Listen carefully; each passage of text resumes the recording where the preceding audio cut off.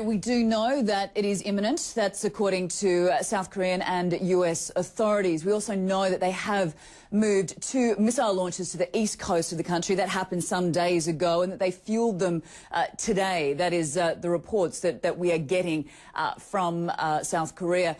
So what does that mean? It means that they are ready to go, that this is a Musudan missile. It's of medium range, can travel up to 4,000 kilometres. That would obviously take in South Korea, Japan and potentially US bases in Guam. Now, yes, it's imminent, but it also could happen in the coming days. A significant date that is coming up is the anniversary of the birthday of North Korea's founder, Kim Il-sung, who, of course, is the grandfather of Kim Jong-un. A very significant date indeed. So perhaps, you know, that is when they will fire these missiles as well. It's very important to note, Rosemary, that this is a test.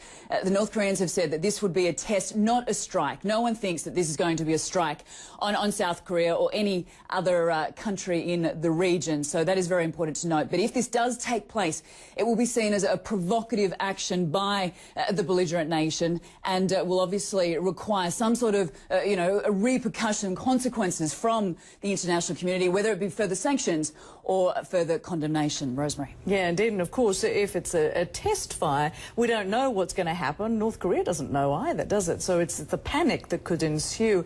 And Anna, I wanted to ask you, because South Korea's Fisheries and Oceans Department usually is notified by North Korea if they're planning a test to test a missile like this. This hasn't happened this time around. What does that tell us? Does it signal anything?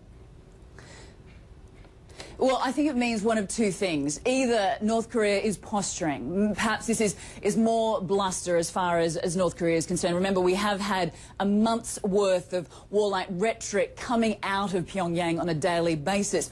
Or perhaps it says it's not playing ball this time. As you say, in the past they have contacted maritime and aviation international authorities, but it hasn't happened this time.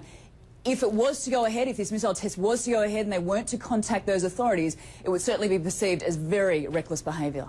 And we're also finding out about these secret back-channel talks between the United States and North Korea. What have you learned about that? Yeah, not unusual, which is quite interesting, considering the words coming out of Pyongyang and also coming out of the United States. But yes, these talks do happen. It's not unusual. The talks that US specifically referring to happened with the US envoy to the six-party talks with the North Korean deputy UN ambassador in New York back in March. So apparently a message was relayed from the United States to stop the provocations and begin diplomacy.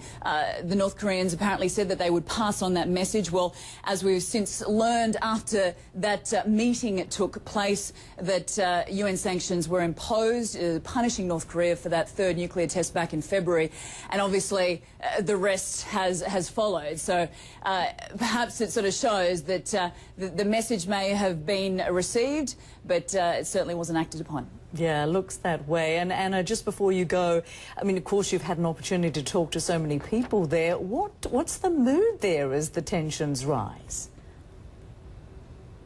You know, Rosemary, it might seem a little strange to the outside community, but, you know, people here in Seoul, you know, are not really fazed by what is going on, you know, to the north of the border.